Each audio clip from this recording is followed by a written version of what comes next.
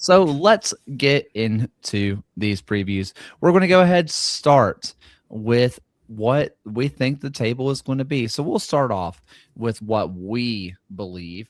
And going from top to bottom, we have Louisville City in first, Charleston second, Tampa Bay in third, Pittsburgh in fourth, the Detroit City in fifth, Rhode Island in sixth, Loudoun in seventh, Hartford in eighth, Legion are our first team out at ninth, Indy 11 and 10th, the Miami FC in 12th. You got Brooklyn, or sorry, in 11th, got Brooklyn in 12th, and you got the other new boys, Sporting Jacks, down there getting the wooden spoon. But how do we differ from the fans?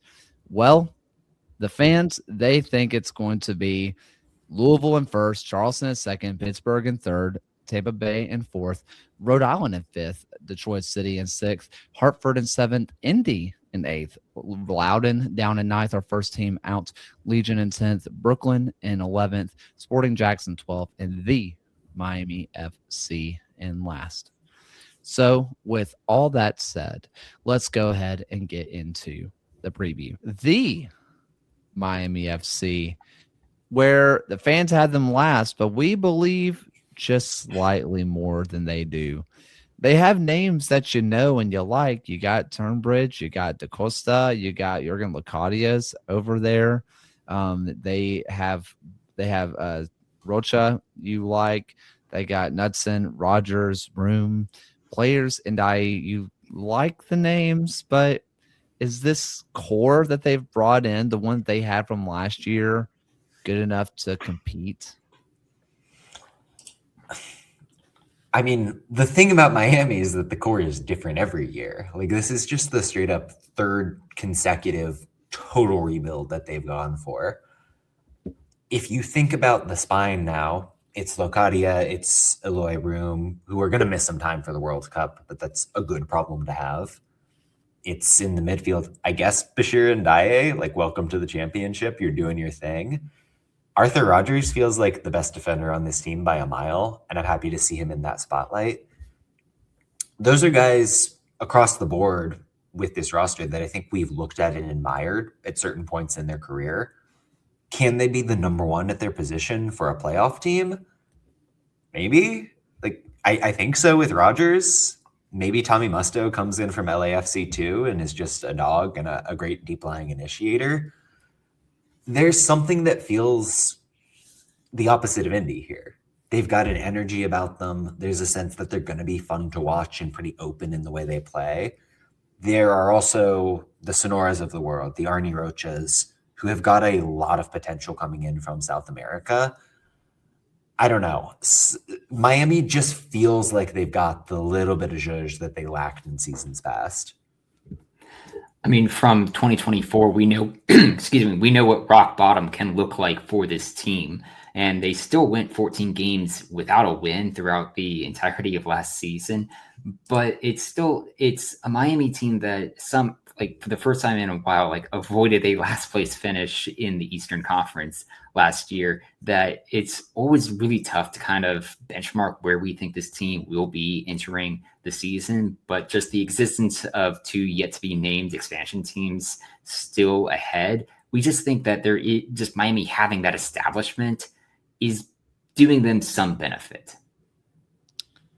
I'm going to ask an unfair question, and it may be a stupid question, so go ahead, tell me. How differently will we feel about this team if Bonifilio was back? I mean, that is a number 9 that will give you 14, 15 goals in a terrible team. I don't think we can confidently say that about Locadia right now. Yes, he was in the Premier League within recent memory, but he did nothing for FC Cincinnati, and he's been kind of as this roving player across global lower leagues ever since. I think he's going to be good. Am I going to bet the farm on it? Probably not. So in that sense, Bonfiglio really is a big loss here.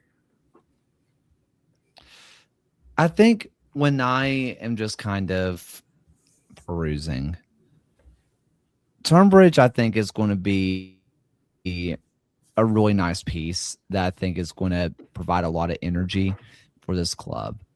And I think I really enjoy a lot and I think it's going to be fun seeing him for a season. Rogers, like you mentioned, is probably the best defender on this team, but we've done this song and dance when they were at NOCO where we kind of asked Eamon Zayed straight up, why did you play him at right center back when he's just like the best right back ever? And it was like, because he's also like the best defender ever. We don't need him to cross every single game, and that's like a weird thing to have with him. But there's places to dream on this squad, but I just don't find myself loving this team. I think the way I maybe did even last year a little bit more. I mean, you can look at the midfield line and the defensive line, and if you are being cynical, this is a League One unit. Like Tommy Musto's straight on next pro. Angelo Calfo wasn't even good for Texoma, frankly, and I can't believe he got a jump to the championship. And Ndaye, good for Charlotte, but a League One player, and that holds for the rest of the back line. That's mean. That's probably not the level that they're actually going to play at. But in the worst case scenario, I think Miami could get exposed in the back half. Can I put another Charlotte player on this team if we're going to go League One? I think I would feel so much better about this team if Omar Sis was on it. Run it back, Sis and Ndaye in that midfield. It was great there. Why wouldn't it work here? Well, I mean, you think about what they do in covering the field, making really unselfish off-ball moves. It's designed to maximize a clever creator in the mode of a Luis Alvarez or a John Vaquero. You've got Tunbridge and Sonora and Rocha who are that kind of player, but there isn't the stability behind them because you don't have a Sis in that midfield. That feels like a shortcoming. And clearly Miami has more business to do. Like, this is an incomplete roster. There are going to be 4 or 5 more guys that come in. I'm just a little bit confused, as always, with what Miami is intending to do here. Any final thoughts on them?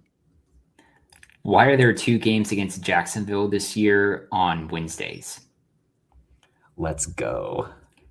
I love it. This is USL heritage. Why are there no away day fans going to Jacksonville, for the midweek game?